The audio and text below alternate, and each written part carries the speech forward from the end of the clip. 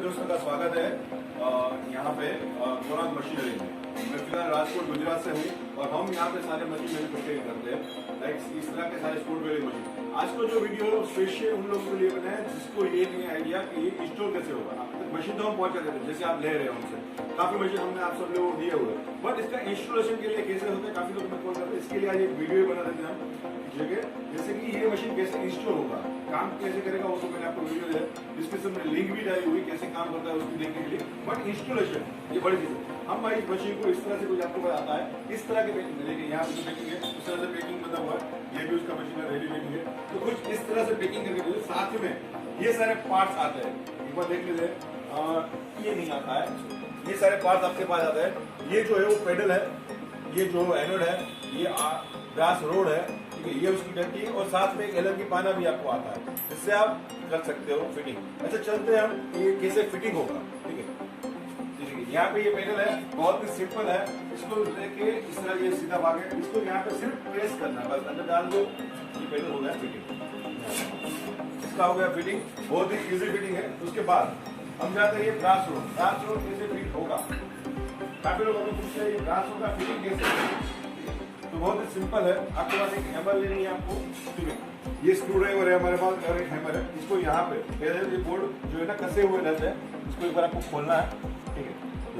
जैसे आपको एलएनजी पाना आता है आपके पास, ये बोल्ट को एक बार आप खोल दीजिए अच्छी तरह से, ठीक है, दोनों को।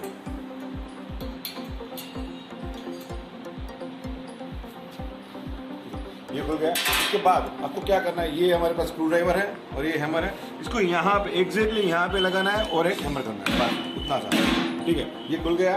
उसके बाद आपके पास जो ब्रास रोड है इसको यहाँ पे अंदर डालना है, ठीक है। ये हो गया आपका ब्रास रोड फिटिंग। उसके बाद हैमर को निकाल देना है। सेम प्रोसीजर ऊपर भी करनी है, इसको पहले एक बार खोलना है,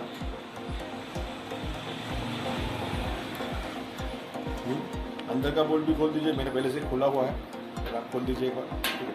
उसके बाद इसको यहाँ पे लगाना है इस तरह। हैमर ये जो स्क्रू ड्राइवर है उसका जो पतला वाला भाग इसको अंदर डालना है, तो हल्की से एक हैमर लगानी है, ठीक है। यही करना है सिर्फ आपको। उसके बाद जहाँ पे ये होल है वो बाहर की ओर आएगा, ठीक है, अंदर वाला भाग अंदर चला जाएगा। अच्छी तरह से ये फिटिंग हो गया, फिर निकल जाए, फिर ये नहीं निकलेगा, ये घूमेगा भी नहीं, कुछ इस तरह से फिटिंग हो ही जाता है। उसके बाद इसको अच्छी तरह से फिटिंग कर देते हैं, ठीक है, कुछ इस तरह। इसके बाद हमारे पास यहाँ पे देखो एनोड है।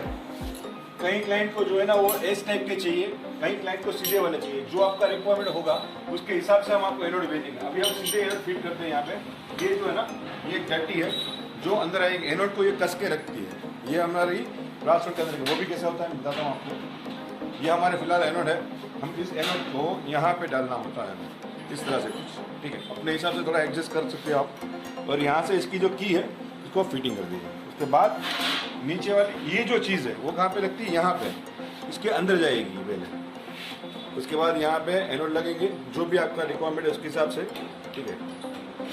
ये आ गया, इसको अपने को याद रखते हैं। अच्छा, दोनों के बीच का ये गैप जो है ना, काफ़ी क्लाइंट पूछते हैं हमें कि गैप कितना होना चाहिए, तो गैप होना चाहिए कम से कम, ठीक है, 1 इंच का गैप रहना चाहिए। जैसे कि ये आपका एनोड का जो गैप है उसको रखना चाहिए 1 इंच, ज़्यादा नहीं होना चाहिए, क्योंकि पेडल दबाने के बाद प्रॉब्लम हो सकता है। काफ़ी क्लाइंट ये बोल रहे पेडल दबाता हूँ बट स्पोर्ट नहीं होता है। वो क्या होता है, उन्होंने गैप रख दिया होता है इतना सारा, फिर वो स्पोर्ट नहीं कर पाते, तो ये होगा। अभी आपको एक चीज़ चेक यहाँ पे करनी है, यहाँ पे एक बार दिखा दो, यहाँ पे करनी है कि आपके जो एनोड आपने फिटिंग की है वो परफेक्ट आने चाहिए, ठीक है, सेंटर टू सेंटर। ये जो है ना जहाँ पे सपोर्ट करेगा वो पार्ट सेंटर में आना चाहिए, ठीक है। अभी ये थोड़ा नहीं आ रहा, ये हो गया। तो देखिए ये बात इसके सेंटर में आएगा, इसको यहाँ से थोड़ा सा मार दूँ,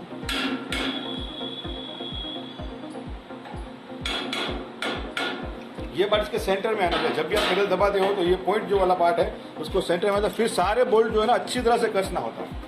जैसे कि ये आप अच्छी तरह से कस दो उसको,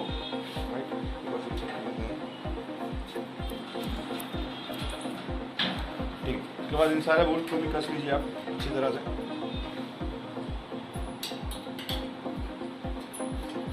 ये हो गया। नीचे वाले दोनों को कसना है आपको, इसको और इसको, दोनों को, राइट।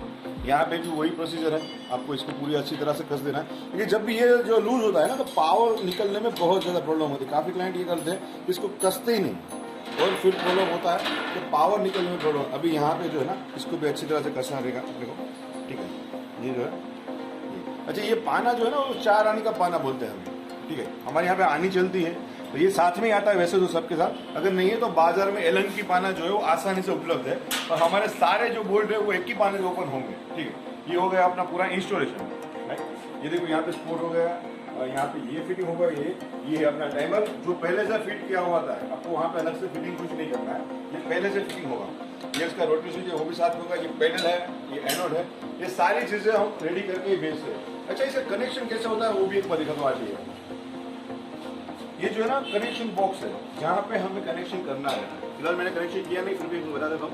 ये कनेक्शन है first number, second number, third number, 3 रो है इसके अंदर। हमें क्या करना है, अगर आप 2 फेस में चलाते हो कहीं पे, तो फर्स्ट नंबर और लास्ट, फर्स्ट और लास्ट, उन दोनों के अंदर आपको कनेक्शन देना रहता है, पहले और लास्ट में। तो ये दोनों फेज में, यहाँ पे कहीं पे भी न्यूट्रल की जरूरत नहीं है। अपने मशीन में न्यूट्रल कहीं नहीं लगता है। अगर आप सिंगल फेस में चलाते हो घर की बिजली में छोटी वाले, तो फर्स्ट और सेकंड ये दोनों में कनेक्शन, यहाँ पे स्टिकर लगा होगा। जब हम आपको मशीन भेजेंगे तो साथ में मैनुअल और स्टिकर साथ में ही होगा, ठीक है। तो वो आपको मिल जाएगा, तो आसानी हो जाएगी। अगर कनेक्शन में कोई प्रॉब्लम होती है तो आप हमारे हेल्पलाइन नंबर पे कॉल कर सकते हो, ठीक है। ये हो गया ऑलरेडी जो है मशीन ऑलरेडी रेडी हो गया, ठीक है। देख लीजिए अभी ये स्पोर्ट होने के लिए रेडी है। जैसे कि ये हो गया, जैसे ये स्पोर्ट कैसे होता है वो भी काफी क्लाइंट क्या करते हैं, इन दोनों को चिपका देते हैं, इतना ही करते हैं। तो ये मशीन हमने ऑटोमेस के लिए बनाया है, यानी कि ये मशीन डायरेक्टली स्पोर्ट नहीं होगा। जैसे कि ये डेवलप होगा उसके बाद जब दबाओगे तभी ये स्पोर्ट होगा, ठीक है। काफी क्लाइंट क्या करते हैं, हमें यहाँ पे ऐसे चेक करके फिर बता देते हैं अभी ये मशीन थोड़ा स्पोर्ट नहीं कर रहा है या तो दिक्कत है। बट जो है ना वो दिक्कत नहीं होती है, वो एक्चुअली ये दबाने के बाद, इसको पूरा दबाने के बाद ये स्पोर्ट होगा और ऑटोमेटिक रुक जाएगा। ये विद टाइमर वाला मशीन है तो ऑटोमेटिक ये रुक जाएगा, ठीक है। तो इसके हिसाब से आपको ये सब सेट करना है। ये टाइमर, एक बार टाइमर भी बता देता हूँ, आ जाइए यहाँ पे आप। ये हमारा इलेक्ट्रॉनिक टाइमर रहता है, इसमें ये ऑन ऑफ का चीज है, ये ऑन, ये ऑफ का है, ये सेकंड और साइकिल का स्विच है, और ये दोनों लाइट। जैसे आप ऑन करते हो तो ये रेड वाला स्विच ओपन हो जाएगा, और जैसे स्पोर्ट होगा उसी टाइम, सिर्फ उसी टाइम ही ये ग्रीन वाला स्विच ओपन होगा। ये रेगुलेटर है जिसके हिसाब से आप टाइम ज्यादा या कम कर सकते हो। ये टाइम बढ़ाने कम करने के लिए है। अच्छा, काम कैसे होता है वो भी आपको बता देते हैं। ये जो है ना क्या होता है, ये ऑन ऑफ करने के बाद ये साइकिल और सेकंड है, काफी लोग इसको कंफ्यूज होते हैं क्या है। जैसे कि अभी साइकिल में रखा है, जैसे छोटा काम है, आप 2 mm से नीचे का काम करते हो तो ये साइकिल पे रखना चाहिए, ठीक है। उसके ऊपर का काम करते हो तो ही इसको सेकंड में ले जाए। अच्छा, सेकंड में साइकिल में फर्क क्या है वो बता देता हूँ आपको। ये हमने ऑन किया, फिर साइकिल में रखा, फिर ये पूरा घुमा दिया टाइमिंग। फिर भी अभी आपको ज्यादा टाइम चाहिए, आपको इससे भी ज्यादा टाइम चाहिए, तो फिर इसको नीचे करो, फिर वापस कर दो, डबल टाइमिंग मिल जाएगा आपको। फिर ये घुमा दिया, अगर इसको दोनों ये नीचे किया और ये कहते विदाउट टाइम जैसे काम करके पूरा ओपन हो गया, इसको कम कर। इसमें 2 पोर्ट भी आते हैं जिसमें पावर और टाइम दोनों कंट्रोल कर सकते हैं हम। और ये सिंगल का भी है, डबल का भी मिल जाए। काफी प्रोडक्ट के अंदर में डबल का देना पड़ता है। ये जो है वो टाइमर डबल के लिए है, हमने यहाँ पे हेडफोन रखा हुआ है। ये डबल पोर्ट वाला टाइमर कहते हैं, जिसके अंदर पावर और टाइमिंग दोनों एडजस्ट होता है। रोटरी स्विच तो होती है बट पावर और टाइमिंग भी एडजस्ट होता है, तो ये उसके लिए है। इसके अलावा हमारे पास ये जो प्रोडक्ट है जिसको दिखाया है, इसके अंदर हमारे पास 5 kV, 8 kV, 10 kV, 12 kV, 15 kV, 20 और 25 पेडल स्पोर्ट में अवेलेबल है। स्टॉक पे रहता है, मोस्टली 1 दिन का टाइम होना चाहिए ज्यादा से ज्यादा, क्योंकि मेरे पास जो है ना वो सारे मशीन स्टॉक में रहते हैं। तो आप हमें कभी भी कॉन्टेक्ट कर सकते हो। ये मेरा नंबर नीचे है, यहाँ पे मैं नंबर डाल दूंगा, मैं लिंक भी डाल दूंगा, जो पुराने हमारे वीडियो कैसे काम करता है उसकी भी लिंक डाल दूंगा, तो आप देखिएगा।